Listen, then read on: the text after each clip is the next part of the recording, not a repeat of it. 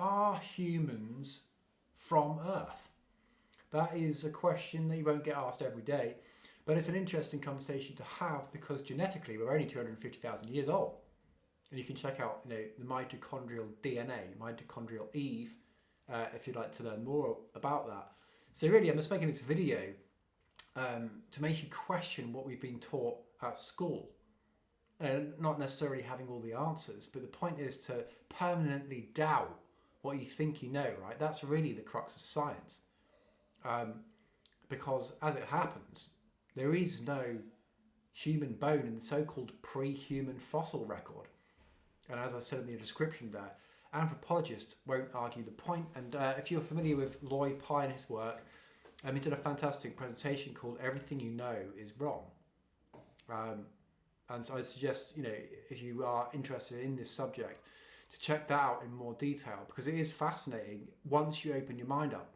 And that's the most important thing. So remember, all great truths begin as blasphemies. All truth passes through three stages. First, it's ridiculed. Second, it's violently opposed. A third is accepted as self-evident. But it's very difficult for people to accept what I'm suggesting here today because simply we've been taught quite the opposite is the case, that we have just naturally evolved out of apes. Incrementally, nature has changed and mutated our organism to the point of our pinnacle today, the zenith, the height of human civilization itself. But the idea that human civilizations progress from a primitive state to more advancement is actually a fallacy we've applied to history. Our civilization seemingly emerged out of nowhere, ancient Sumeria. We had everything. We had all these incredible sciences, amazing architecture, metallurgy. We had a mythology. At what point do you come out of the primordial sludge, out of this sort of hunter-gatherer state of consciousness with a creation myth, right? And you can see that in the Sumerian tablets. And again, you can learn more about this by way of Lloyd Pye. Everything You Know is Wrong, a presentation on YouTube you can check out. And so it's very difficult for us to even have the conversation because everyone thinks they've got it, down to a T. But this is misinformation. Like, we could tell today our children, if our teachers were so inclined, we could tell them anything. We could tell them that we've evolved from apes, the Earth's flat, there's no life outside of this planet. Whatever, you can tell them that Santa's real and they'll believe it until at a certain point and the criticality steps in and say, hey, what's going on? What's this Santa character, right? So the point is that if you're spoon-fed this misinformation from a long age and then you're sort of living in a society that doesn't question anything, then you're going to continue to believe that throughout your whole life, regardless of whether it's correct or not. And it's belief, that's the dangerous thing. We can only actually shine the light of mind onto it when we begin to independently critically think about it ourselves. That's the only way you can ever transcend belief, right, and skepticism. And no, I can hold some fingers up now behind my back, say you're in this room, and say how many fingers am I holding up? You can only believe how many there are there until you put the effort in to walk around perhaps and discover that there were two. And this is the process we need to do. We need to do it individually. We need to do it critically, and we need to have an open mind, because otherwise, the stuff that you're going to start hearing, which is effectively the truth emerging, is going to blow your mind, because humans have been genetically modified 250,000 years ago, which is in line with the genetic heritage of being that age. No human bone has existed before that age. Homo sapiens seemingly emerged 250,000 years ago out of nowhere. There was a transformation that took place. There was no transition, right? They keep talking about this missing link. Lucy in the sky with diamonds, right? It's interesting they call him Lucy, right? The lucent one, which is the sun. Lucifer, the sky with diamonds being the other stars. But the point is that none of these bones existed in terms of anything that relates to humanity before 250,000 years ago. They're all absolutely hominoid, primate bones, right? The apes, the gorillas, the chimpanzees. All of these things were a naturally evolving physiological organism on this planet, which was used to splice their DNA with the DNA of our progenitors. Now this sounds wacky, but that is in fact the Anunnaki, which is Sumerian. It translates as those who from heaven to earth came. And they came here for purposes of extracting gold, which is a very precious metal. It has many, many uses. It's actually thought of as being the true money for the gods.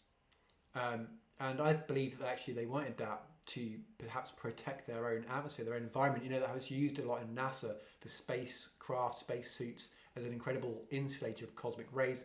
But of course, it's also very valuable. It's quite a rare thing. So, you know, if you check out the Michael Tellinger stuff as well, Footprints of the Gods, I think it's called, again, you'll see more and more information about this, which corroborates with this, ultimately, this creation myth, which isn't really a myth, it's just a history that has come down to us through the cultures today, where it's been discarded by way of this excessively scientific way of thinking, and we've been, you know, forced into this religion. If you take a look at the Natural History Museum here in England, you'll see that it just looks like a church. This is a big religion to Darwinism, which is a belief system and has no basis in real science, real logic, right? That's not to deny that evolution is self-evident in nature, it is. But that doesn't mean at the same time, just like today, we can't just genetically modify certain organisms, right? We can just get the DNA from something and the DNA from something else, splice them together, and you've got a mutated life form or a GMO. So is that not the case of what's happened with humanity? Like, why are we so different on this planet? Why are we so alien in comparison to every other life form on Earth? Isn't it interesting? We've got poetry, we've got science, we've got philosophy, we've got literature, we've got architecture, we've got culture, we've got just all of this incredible psychological power that seemingly transcends all the other life forms on planet Earth, which is simply like, you know, reproduce. You know, it's basically like wake up, survival mode, right? And we have that stored in the back, you know, the amygdala, the lower centers. We also have a much more voluminous neocortex, right? It's not that the animals don't have that, but if you unravel the actual matter of our brains from all the wrinkles, you'll see that actually that surface area is a lot larger than all the other animals. And what's interesting is that we are still ill-adapted to this planet. You know, I just had to Google earlier on today, like skin rash from the sun. You know, like I'm here in Portugal at the moment. My skin wouldn't have seen sun for a long time, but I've seemingly developed a allergy to the sun to some extent, and it's called a polymorphous light eruption. But, you know, don't forget your sunscreen. That aside, you know, like how is it we've been evolving for millions of years on this planet to the point where we can't even go outside without getting burnt to death by the sun? We can't go out into nature with no clothes on in the winter without freezing to death. Clearly, our physiological organism is not adapted to this planet. It's fascinating. So what I'm suggesting here is that actually we have been genetically modified. We are 50% the progenitors, the gods with a little g, and 50% Homo erectus. We're part sapien, part beast. And the point of these spiritual traditions that have been, at this point in time in our evolution, become esoteric, become occulted, hidden, are all about people transcending their beast animal nature. Ahamkara, as it's known in Hindi. And so this is really what George and the Dragon is about. It's about man transcending and overcoming his animal nature. So that's what's really interesting. We are sort of like a hybrid of a natural hominid, which, as Lloyd Pye talks about in his presentation, Everything You Know Is Wrong, actually has come on to be. And here's another absolute eye-opener for you. All of these stories that we have around the world of Sasquatch, of Bigfoot, right? As soon as we start hearing these words, notice how the knee-jerk reaction comes in of like, this is laughable. Remember, all truth passes through three stages. First, it's ridiculed, right? Because we were taught a certain thing at school, everything else sounds ridiculous, especially when it's slandered through all sorts of subtle brainwashing campaigns. Like one of which he talks about in Lloyd Pye's video. You know, they show you these grossly primate heads, because that's what they are. In archaeological digs, you can find that the skulls that they're finding are absolutely ape-like. They're gorilla-like, they're monkey, they're chimpanzee bones. And he goes into detail, and you can check all that out in his presentation. But then they stick that incredibly grossly ape-like head on what they depict as an incredibly humanoid figure, right? A human body.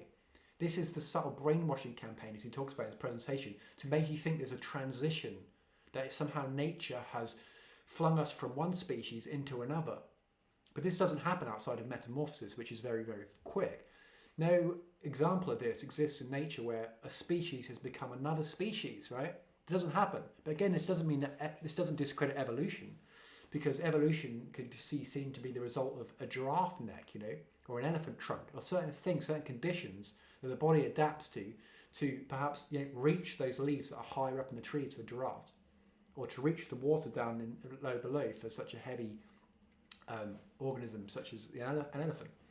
And zebras, black and white stripe, all of these things, of course, nature is working its ways on these organisms. But to actually suggest that one species has become another, when that other species still coexists with ours, is, I think, insane. And when they look at the bones from Homo erectus, which is what I believe 250,000 years ago was spliced into their own DNA and made human Homo sapiens, I believe that actually what they found is that Cro-Magnon, which is like the byproduct of this splicing, this genetic experimentation, coexisted with Homo erectus. So we're supposed to have evolved from, say, the Australopithecines, Australopithecus afarensis, africanus, habilis, through the homos, the Homo neanderthalensis, Homo erectus, and then Cro-Magnon. This is supposed to be something that's incrementally changing over time. But what we're seeing is actually they overlap, geologically, they're found in the same time period. And that's simply because if someone came now and genetically manipulated us into something else, you would find our skeletal structure coexisting in the same geological stratum as whatever they've modified us into, right? So we're dealing with an advanced civilization, and this is something that is actually our true civilization. If you've ever felt like you didn't belong on this planet or everything just seems a bit off, well, now you know why. Our true citizenship is in space. We actually come, I believe, from a Star Trek civilization. But again, this gets into all terminology, because really there are no nouns in this universe. Everything is a process, right? This was really what's responsible behind a lot of these biblical narratives and all of these creation myths and all these epics, right? It's because there is something to this, okay? And we're going to talk more and more about this in the future, because it is fascinating. I can't really, I don't have the time at the moment to lay down a really amazing presentation with the slides and everything.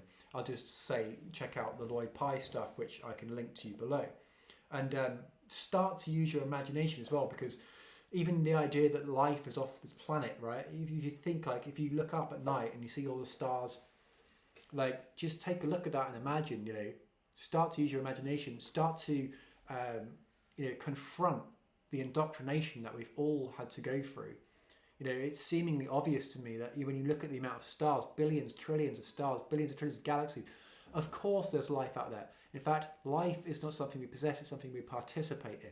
So life is unfolding. Physiological organisms are emerging everywhere in this cosmos, some of which are invisible, some of which are visible, depending on which density of frequency of vibration we're actually existing within.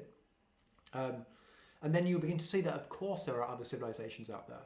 Of course, many have visited Earth. Of course, this is happening. It's just like me going on holiday. I'm going to go there. But instead of me going just there, I'm now going a little bit further. And so when you're in a more advanced civilization, which would have existed millions of years ago, and, they just come to Earth. It's they come to Earth to do this, and mine. Eventually, why don't we just create a slave to do this? Okay, this is what I believe has happened. And I'd be interested to know what you think about that. I mean, of course, depending on what stage you're at with that Arthur Schopenhauer quote, stage 1, 2, or 3, ridicule, denial, and or violence, and then eventually, I think we're eventually going to have to accept that this is actually what the case is, and it's sort of like a cosmic abandonment that we've been through. If you look at some of these pyramids and these ancient structures from Sumeria, Egypt, you'll see that this is not being built by slaves or primitive humans. This is incredible technology that's created these buildings, and we just see the ruins of those things today. Anyway, thanks for bearing with me for the last 14 minutes. Hope you're having a great day wherever you are. Do stay in touch on this channel, because we're ultimately trying to raise human consciousness and create a world awakening as to the true nature of reality, the true nature of government, the true nature of human origins, the true nature of our enslavement, which we're trying to resolve here on this planet, and through this channel by way of decommodifying shelter, energy, food and water and making those things basic human rights, balancing out some socialist principles with some capitalist principles. That's simply all we need to do. We can call it post-capitalism. We can call it agorism. Whatever. Let's not get bogged down with the labels. All we need to do is crack on with it. We've been trained to think that, oh, they'll do it. The government will do it. They're not going to do it. Okay? We've got to take control of our lives. We've got to be the ones that we've been waiting for, so on and so forth. But yeah, next time we'll talk about something else. Right, thanks for watching.